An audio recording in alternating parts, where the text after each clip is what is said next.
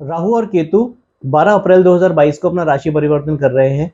राहु मेष राशि में प्रवेश करेंगे, अभी वृषभ में है, और जो केतु है वो वृश्चिक से तुला में प्रवेश करेंगे। ये दोनों अपना रिवर्स चलते हैं, रेट्रोग्रेड चलते हैं हमेशा, इसलिए ये राहु 2 नंबर राशि वृषभ से मेष में जाएंगे और केतु 8 नंबर राशि वृश्चिक से तुला में जाएंगे।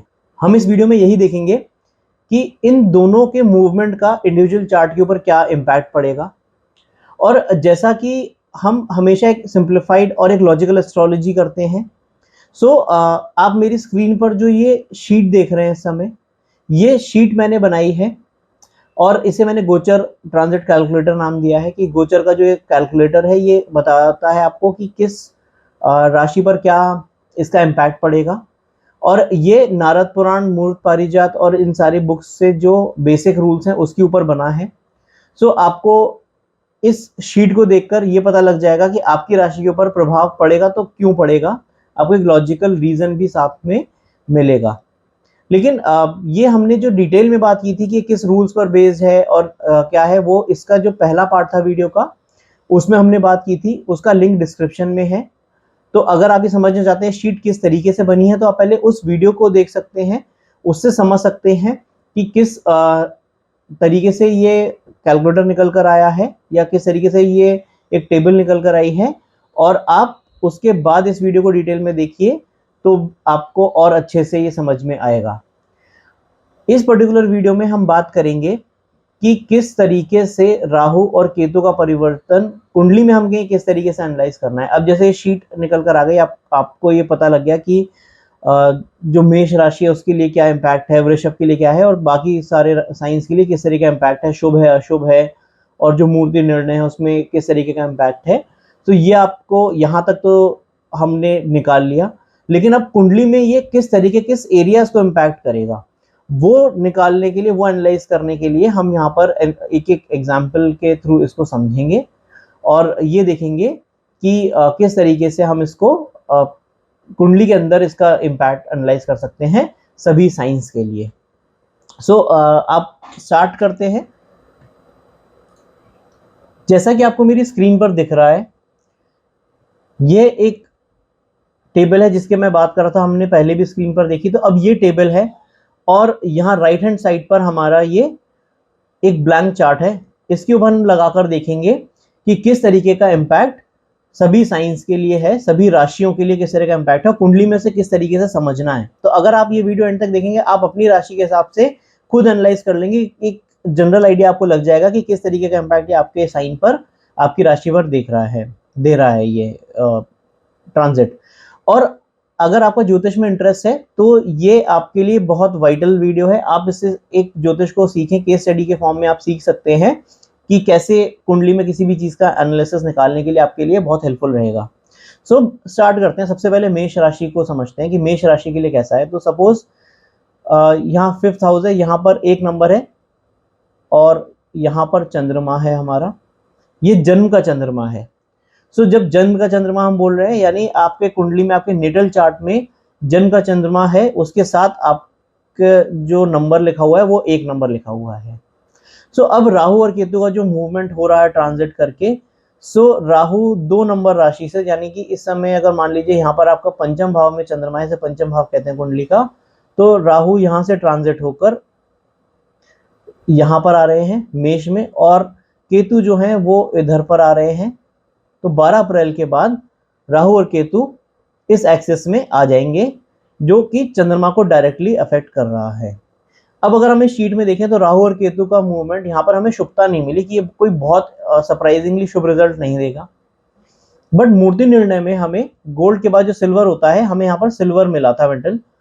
इसका मतलब है कि हमारे केस में जहां पर हम मेष राशि में इम्पैक्ट निकाल रहे हैं, सो पहले तो ये देखिए कि चंद्रमा से राहु और केतु की पोजीशन क्या है। अब ये चंद्रमा को डायरेक्टली इम्पैक्ट कर रहा है, ये आपको मेंटली परेशान रख सकता है। ये मूवमेंट मेंटली परेशान में आप, हो सकता है आप हेल्थ के लिए परेशान रहें, हो सकता है आपको ब्लड प्रेशर से रिलेटेड या उस तरीके की कोई समस्या है, क्योंकि ये डायरेक्टली आपके मून को, आपके माइंड को इम्पैक्ट कर रहा है राहु यहाँ पर।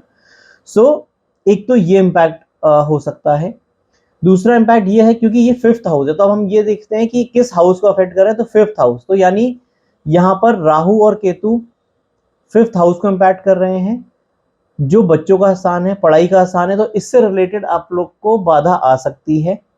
यहाँ पर बहुत एकदम सुगम नहीं है, और ये सिर्फ राहु और केतु के मूवमेंट को हमने कंसिडर किया है, बाकी सारे प्लैनेट्स को कंसिडर करना भी जरूरी है, सारे प्लैनेट्स का अपना इंडिविजुअल कंट्रीब्यूशन है। सो ये मैं थोड़ा सा क्लियर कर दूं कि यहाँ पर हम सिर्फ राहु केतु का इंडिविजुअल कंट्रीब्यूशन ले रहे हैं कि उनके ट्रांजिट से क्या होगा। ऐसा नहीं कि हम बोल रहे हैं कि कुछ प्रॉब्लम आएगी तो सबको प्रॉब्लम ही आएगी, हर एक केस में अलग एक इसका हम कंट्रीब्यूशन निकाल रहे हैं ओवरऑल एनालिसिस में। सो ये तो हुआ मेष राशि वालों के लिए डायरेक्टली ये इसके साथ कंबाइन होकर ये कैसा इम्पैक्ट दे रहा है। इसके बाद अगर हम देखें तो अगर मान लीजिए आपकी वृषभ राशि है, सो अब वृषभ राशि है तो ये चंद्रमा यहाँ से हट गया और ये हमारा चंद्रमा जो है ये आ गया इस हाउस में, यानी आपका जो जन्म का चंद्रमा है वो इस स्थान पर आ गया, और अब राहु जो है वो चंद्रमा से 12वें भाव में है और केतु जो है वो चंद्रमा से 6ठे भाव में है। सो यहाँ पर वृषभ में आप देखिए केतु शुभ रिजल्ट दे रहा है और मूर्ति निर्णय में ये आयरन मेटल आया। अब इसका इम्पैक्ट क्या है, देखिए राहु का इम्पैक्ट हमने देख लिया कि उतना शुभ नहीं है, ठीक है, नॉर्मल है, बट यहाँ केतु शुभ रिजल्ट दे रहा है, तो केतु इस भाव से रिलेटेड। अब चंद्रमा से 6th हाउस में क्या है, कॉम्पिटिटिव एग्जाम्स हो गए या किसी भी तरीके का आपको आप कहीं पर आपका कोर्ट केस चल रहा है कुछ है, वहां पर आपको लाभ मिलने के चांसेस हैं केतु के इस मूवमेंट से। लेकिन क्योंकि मूर्ति निर्णय में आयरन आ गया, यानी ये ओवरऑल जो इम्पैक्ट है ये थोड़ा सा कम हो जाएगा, उतनी शुभता नहीं बची जितनी मिल सकती थी अगर यहाँ पर मेटल जो मूर्ति है वो सिल्वर या गोल्ड की होती स्पेशली, और कॉपर की भी होती। तो राहु का जो मूवमेंट है वो अच्छा नहीं है, द्वादश भाव को इम्पैक्ट कर रहा है, यानी लॉसेस दिखा रहा है। ये आपके चार्ट में ये लॉसेस आयरन के साथ आया है, राहु का मूवमेंट आपको लॉसेस दे सकता है, और यहाँ पर केतु का जो मूवमेंट है वो आपको कॉम्पिटिटिव एज या किसी कोर्ट केस उस तरीके अगर आपका कोई सीन चल रहा है तो वहां पर ही आपको हेल्प देगा, बट उतनी नहीं दे पाएगा क्योंकि यहाँ पर मूर्ति निर्णय में ये आयरन आया। अब हम देखते हैं कि अगर सपोज किसी की मिथुन राशि है तो यहाँ से चंद्रमा हट जाएगा हमारा, और ये भी मैं दोबारा राहु केतु को बना देता हूँ थोड़ा साफ तरीके से। मैं जान के राहु और केतु को एक ही जगह रख रहा हूँ जिससे चंद्रमा की पोजीशन चेंज होकर हमें पता लग जाए कि ये किस तरीके के रिजल्ट देगा और म्यूचुअल जो इनका डिस्टेंस है उससे क्या इम्पैक्ट निकल रहा है। यहाँ पर मैंने 2 नंबर लिख दिया, ये गलत लिख दिया, इसको ठीक कर देते हैं। यहाँ पर आएगा 7 नंबर और यहाँ आएगा केतु। ये आपका जन्म का चंद्रमा है और ये गोचर में राहु केतु यहाँ पर आ रहे हैं, कुंडली में राहु केतु की पोजीशन डिफरेंट हो सकती है। अब मिथुन राशि में राहु का मूवमेंट शुभ है और यहाँ कॉपर है, आयरन मेटल खराब होता है, उससे बेटर कॉपर होता है, तो हमें इससे बेटर तो मिल गया। अब ये किस तरह का रिजल्ट देगा, अगेन चंद्रमा से जो राहु की पोजीशन है वो 11वीं है, अगर आप काउंट करेंगे हाउसेस को, अगर आपको कुंडली में काउंट करना आता है तो ये चंद्रमा से राहु की पोजीशन 11th है और केतु की 5th है। केतु उतने शुभ रिजल्ट नहीं दे रहा, तो एजुकेशन चिल्ड्रन से रिलेटेड बहुत अच्छे रिजल्ट नहीं मिलेंगे, लेकिन जो लाभ का स्थान है वहां पर शुभता भी आ रही है और मेटल भी कॉपर है, खराब नहीं है, आयरन नहीं है, तो ये फल देगा, थोड़े माइन्यूट रिजल्ट देगा, बहुत सरप्राइजिंगली अच्छे रिजल्ट देगा, एकदम गोल्डन रिजल्ट्स नहीं देगा, बट ये अच्छे रिजल्ट देगा। कहीं पर आपका धन रुका हुआ है आपको वो मिल सकता है, कहीं पर आपको किसी बिजनेस से आपको लाभ नहीं मिल रहा था वहां पर लाभ आना धीरे धीरे शुरू हो जाएगा, तो उस तरह के इम्पैक्ट ये आपको देना शुरू कर सकता है। और इसमें यह भी देखा जाता है कि क्योंकि राहु केतु कुंडली में किस भाव को प्रभावित कर रहे हैं, तो सपोज आपका ये मिथुन राशि का चंद्रमा कहीं और होता और राहु यहाँ सप्तम में होता तो सप्तम को प्रभावित करता, तो अगर आपके मैरिज कार्ड्स पर है, आपका कुछ और चीज कार्ड्स पर है, तो उस तरीके से ये आपको रिजल्ट्स देगा।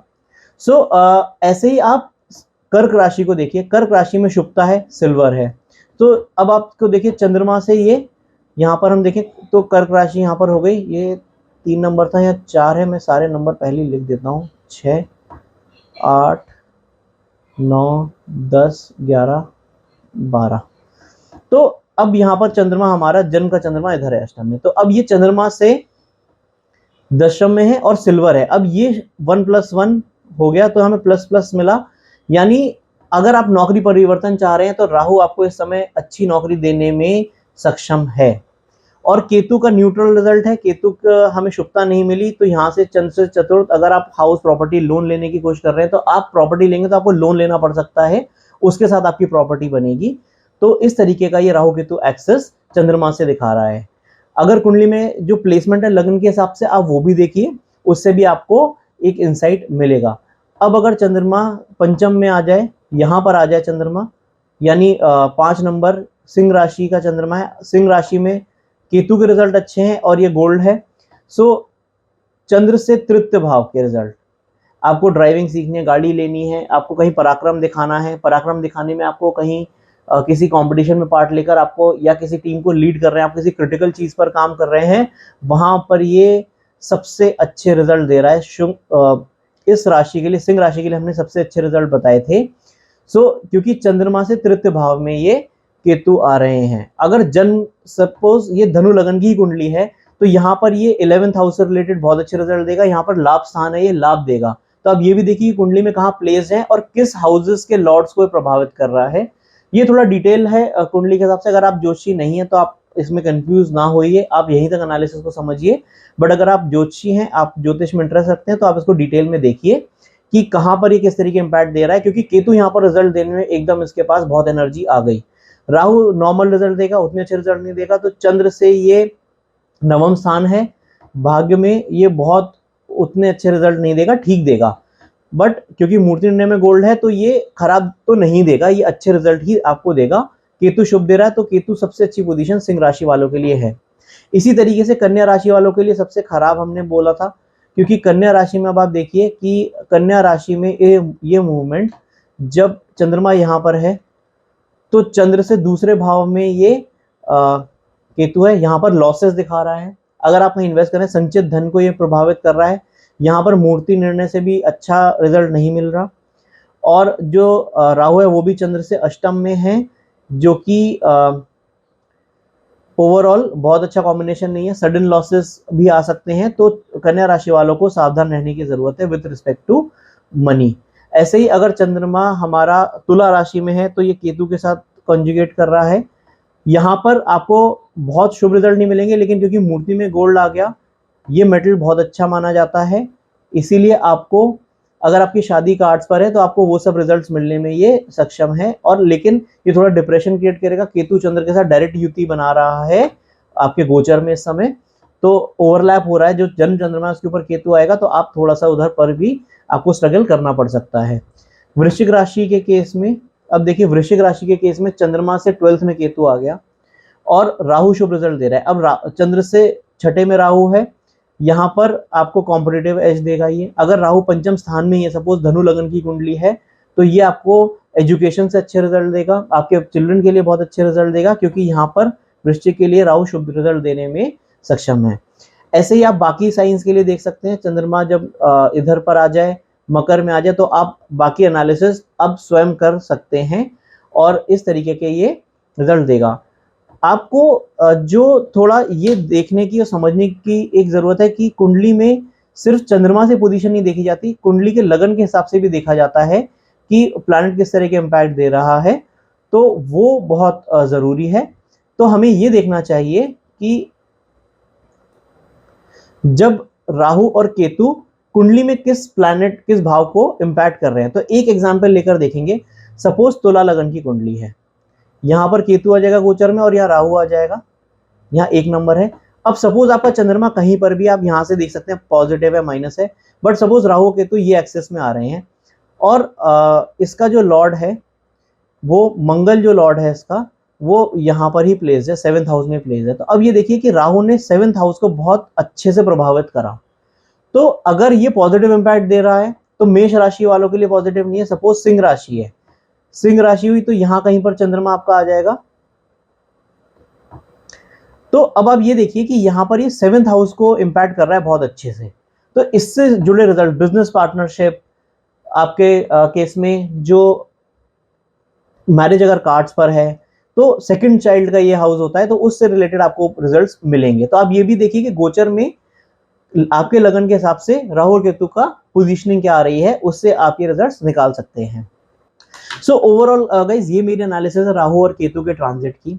बहुत जल्दी और मैं वीडियो लाऊंगा जहां पर मैं कैलकुलेटर आपको शेयर करूंगा, उसका लिंक शेयर कर दूंगा कहां से आप उसको ले सकते हैं उस कैलकुलेटर को, कि जहां पर आप प्लैनेट्स के ट्रांजिट के हिसाब से खुद अपने चार्ट में ये आप शीट आपको निकाल सकते हैं कि कभी भी कहीं भी प्लैनेट मूव कर रहा है तो उसको कैसे यूज करना है, वो भी मैं डिटेल इंस्ट्रक्शंस उसके साथ शेयर करूंगा। सो अप्रैल में मैंने सोचा हुआ है कि ये मैं लॉन्च करूंगा, तो आप वेट करिए। और अगर आपको देखना है कि जुपिटर आपके कुंडली में किस तरीके का प्रभाव देगा, जुपिटर का ट्रांजिट भी अप्रैल में हो रहा है और शनि का ट्रांजिट भी अप्रैल में हो रहा है, तो आपके स्क्रीन पर ये दो वीडियोस हैं, इन दोनों वीडियोस को आप देख सकते हैं, सैटर्न ट्रांजिट और जुपिटर ट्रांजिट। तब तक के लिए नमस्कार।